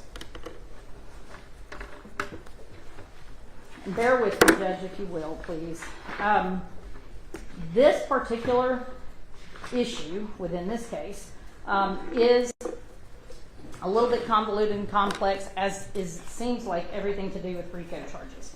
But I'm going to start, Judge, with just pointing out, and some of these cases have been cited by the defense in their motions, but Borders v. State, 270 GA, Georgia, 804, 1999, the court said, the Supreme Court of Georgia said, an indictment apprises the defendant that he may be convicted of the crime named in the indictment, of a crime included as a matter of law in the crime named, and of a crime established by the facts alleged in the indictment regarding how the crime named was committed. And an indictment is void if it fails to establish or charge a necessary element. Second premise, Judge, is while a defendant may desire greater detail, and this is in specifically English v. State v. English, 276 Georgia 343 at 346. Specifically, I know that they want more detail. They want everything and anything that we're going to argue, allege, our thought processes, how we plan on and strategizing for this trial. Yes, they want that. But in English, the Supreme Court of Georgia said it is not required that the defendant get every detail of the crime. In State v. Wyatt, 295 Georgia 257 at 263, and here's I know this goes back to what you mentioned already. However, Georgia Supreme Court says instead it's not necessary that the indictment contain everything they need to know. It's not. Instead, additional details the additional detail desired by may be supplemented by pretrial discovery he or she receives and any investigation their counsel conducts. And so it is interpreted and it is anticipated for the obvious reason. I don't need to keep reiterating that. It's blatant. We don't have to allege every single fact that they may want to know in the indictment. Let me stop you right Yes. there, Ms. Dixon. Yes. Two things. Yes. One, I'm going to cite from Kimbrough, which cites from English. Yes. To be clear, we do not mean to suggest that a RICO indictment must contain pages and pages of extensive detail about the connection between the enterprise and the pattern of racketeering activity. We hold only that the sparse allegations of this indictment, which says nothing at all about the nature of the connection, are insufficient to enable the defendants to prepare for trial. And in that regard, let's talk about, hey, can you conspire with people that hold guns to scrappers' heads, etc.?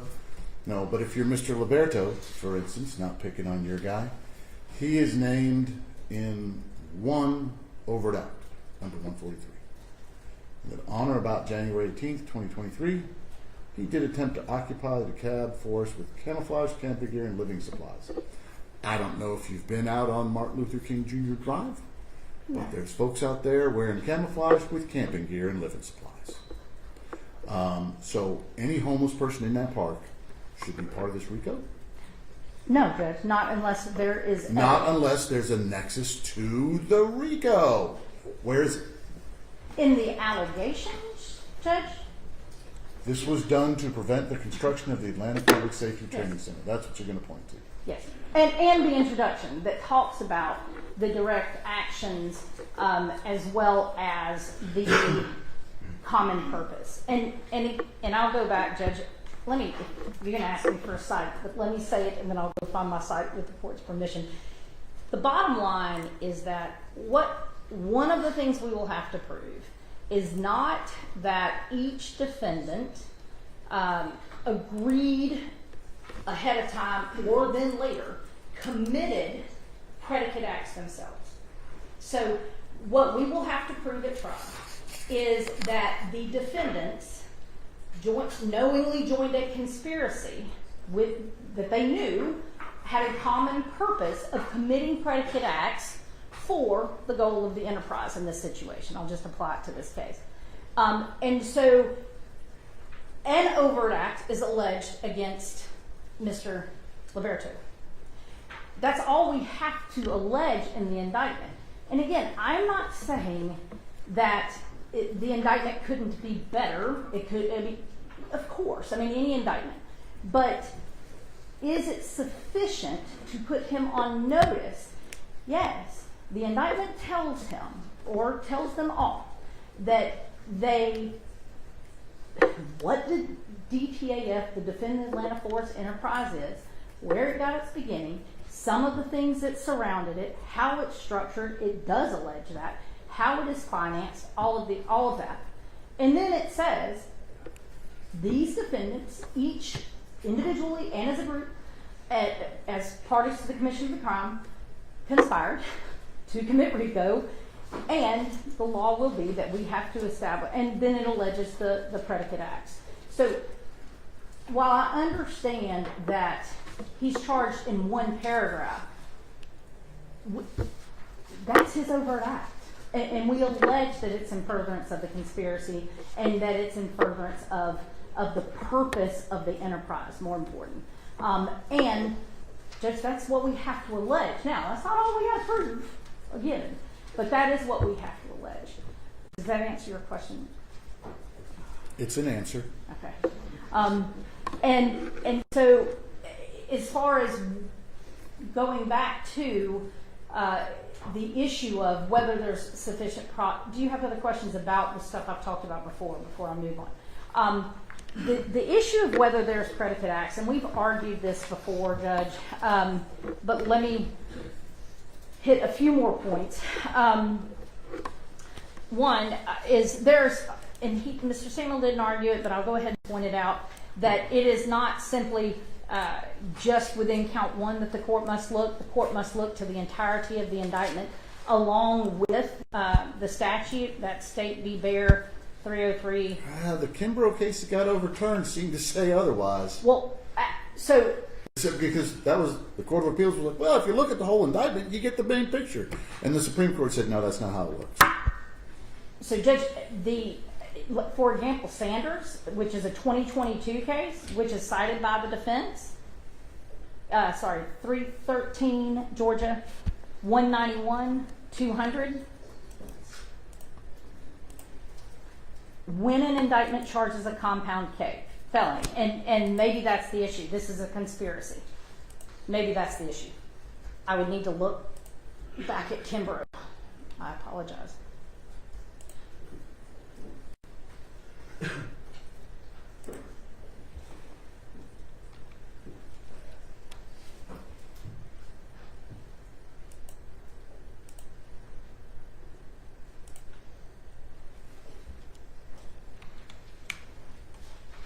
Because there, Kimbrough,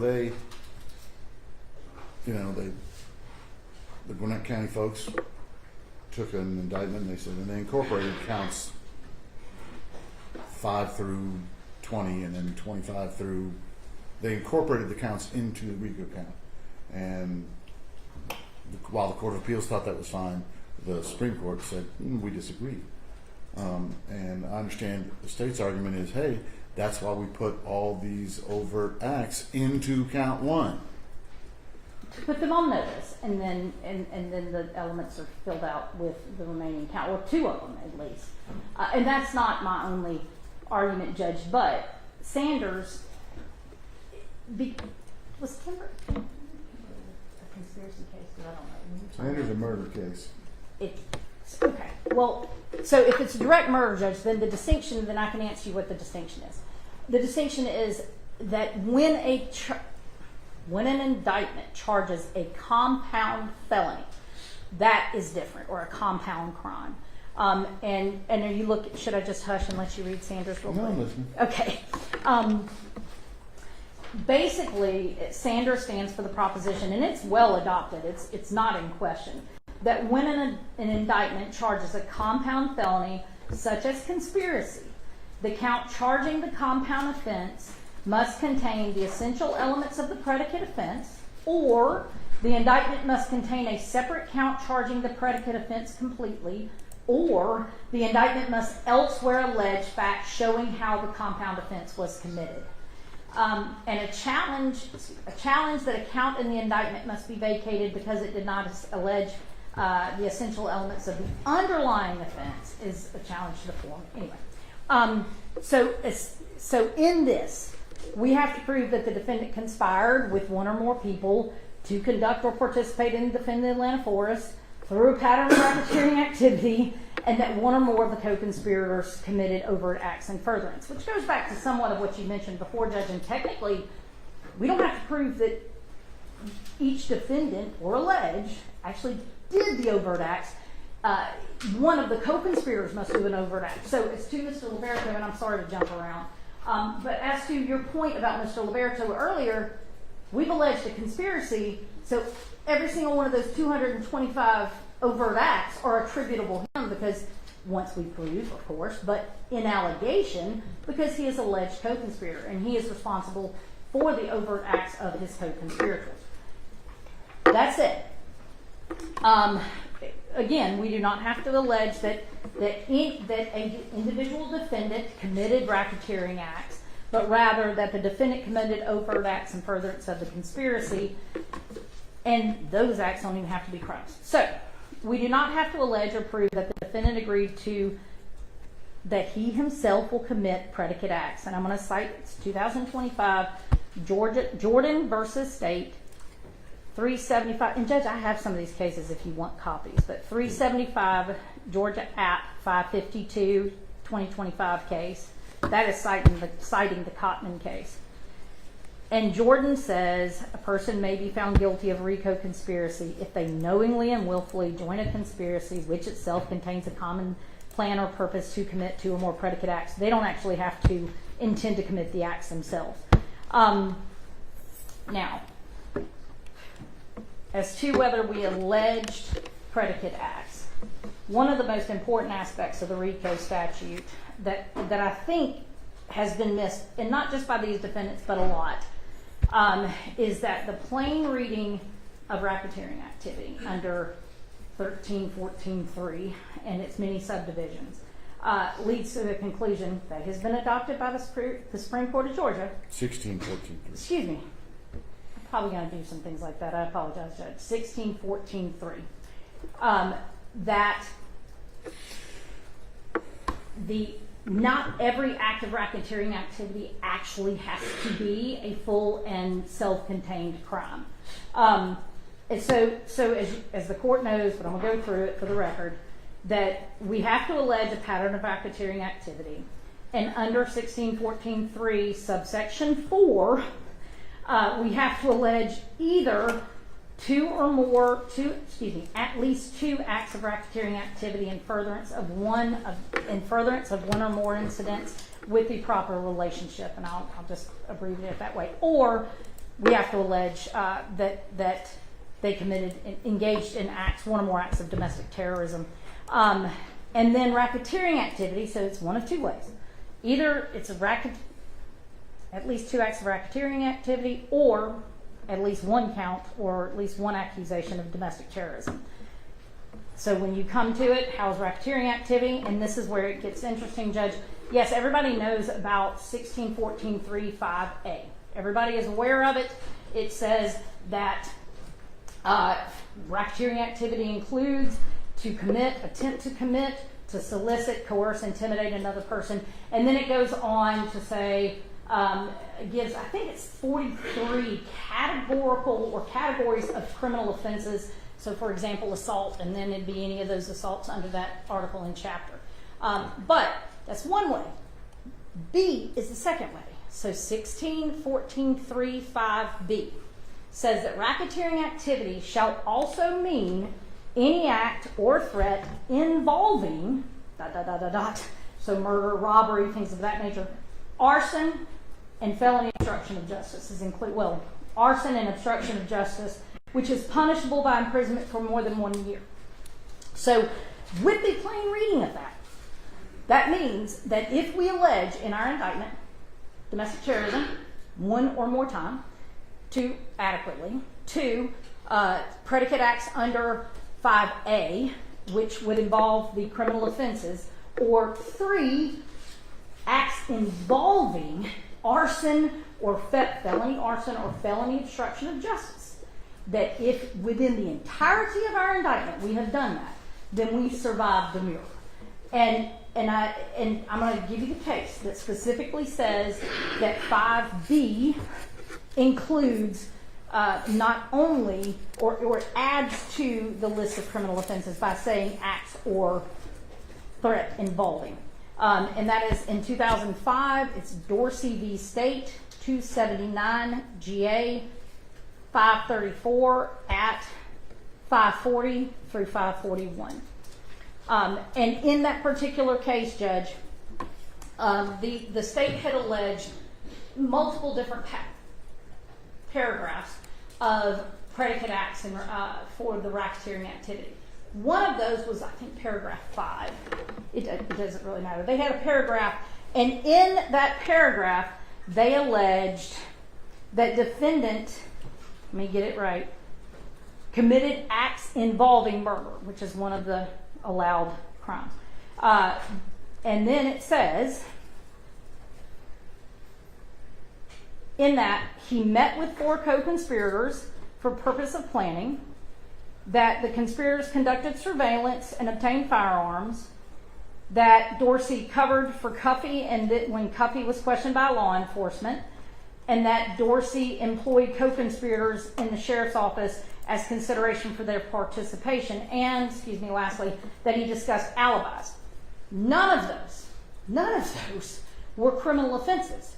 And so what the court in Dorsey said was that, and specifically, that Dorsey argued that those were not sufficient because they didn't establish all of the elements of a criminal offense, and the court rejected that and pointed out that 3.5b includes acts involving. And in saying so, they actually reference and cite to a case, United States versus Miller, it's in the other case, which says, interpreting the federal RICO statute, defines racketeering activities as encompassing any act involving murder to include an act which need not be murder so long as it directly concerns murder. All that to be said, under this acts involving, all right, we do not have to allege that the defendant or defendants committed an act of arson. Though we do allege that, we don't have, that's one way. We do not have to allege as a separate, fully set out accused charge that they committed felony obstruction. Under B, according to the Supreme Court and according to a plain reading of the statute, which differentiates itself from A, we have to allege acts or threats involving a narrow amount, narrow classification of charges, but one of those charges is arson and another is obstruction, with a modifier that it has to be felony. So felony arson and felony obstruction.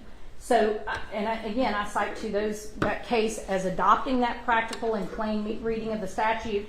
And so those are the three ways we can do it. And so going back to what I indicated earlier, Judge, bottom line is you have to read, the question becomes, is within count one or within count one referencing other counts, or basically are there facts anywhere in the indictment pulled together that can establish the racketeering activity? And my assertion is that we have done all three, and just for the record. All right. Under 4B, under 4B, if we have sufficiently alleged domestic terrorism, one-time, done deal, pattern of racketeering activity is alleged.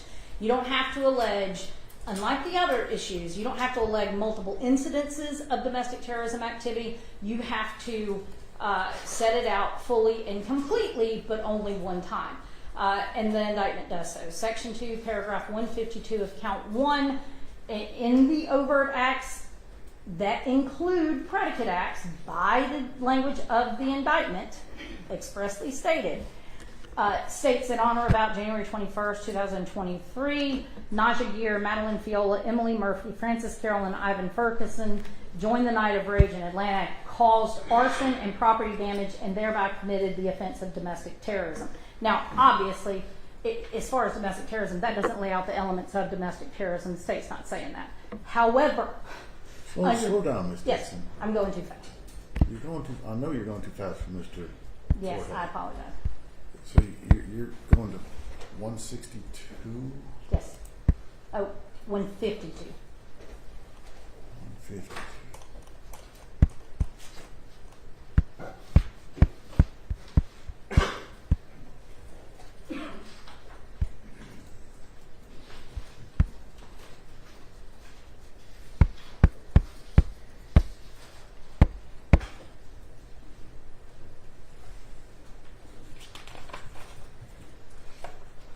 Not to put Mr. Liberto on the spot here.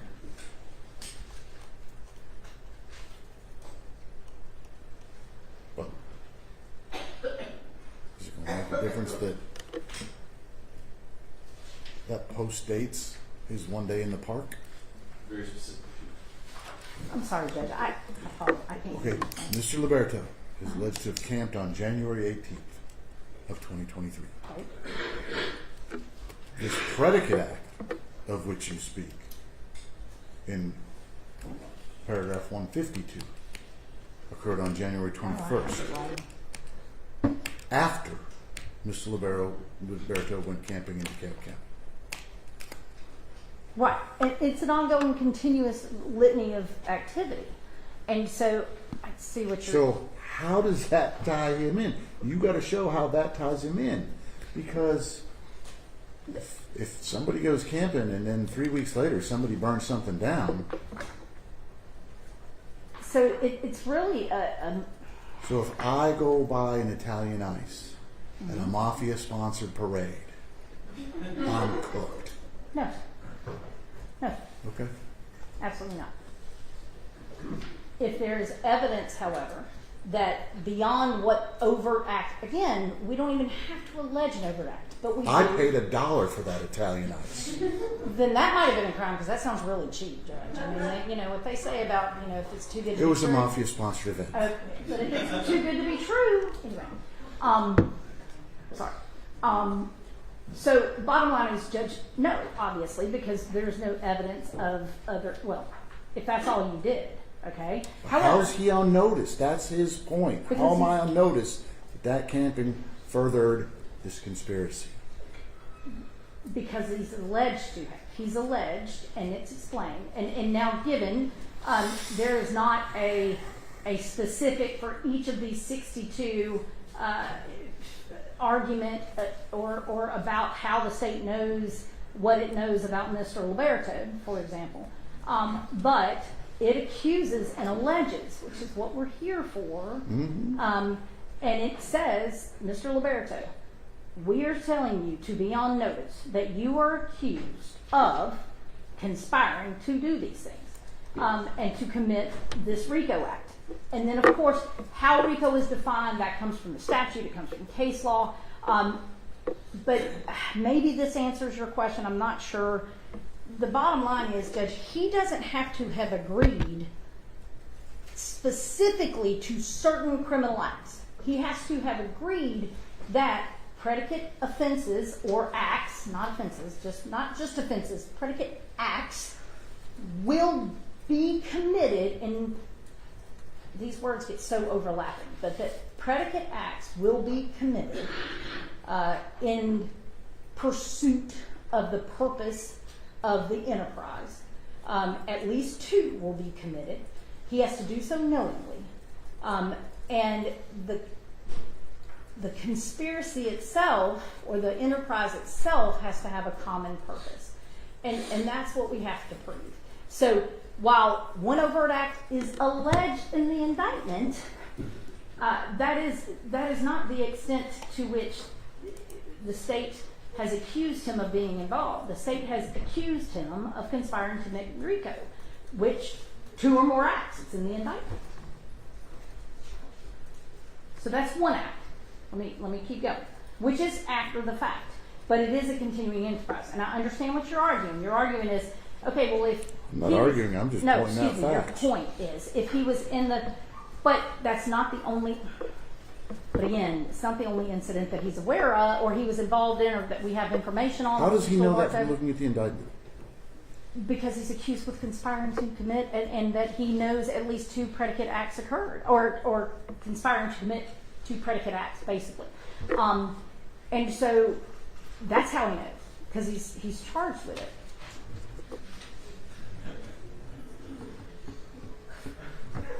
Go on. And again, Judge, he doesn't. Hey. You laugh, you leave. It's real simple. It's real simple. Sheriff, next person that makes a noise, gone. You want to giggle out in the hall? Fine. We're not doing that in here. A little decorum, folks. And people can giggle and people can laugh and Not in my room. They can. Bottom line is, Judge, we don't have to even we don't have to allege or prove that he committed an overt act. We don't have to allege or prove that he committed a predicate act. We have to allege and prove what is alleged, which are the essential elements of conspiracy. You don't have to prove that he committed an overt act? But he or one of his co-conspirators. Yeah. So you don't have to prove he did anything? No, well, I mean, not an overt act. No, we do not have to allege or prove he committed it. It's he or any of his co-conspirators. That's the law on this conspiracy. You don't have to prove that Spencer Libero did anything? I think that's a good time for lunch. That's a good time for lunch. No, See y'all at 1 o'clock. Let me correct that. Predicate act. Sure. After she talks to me. Sure.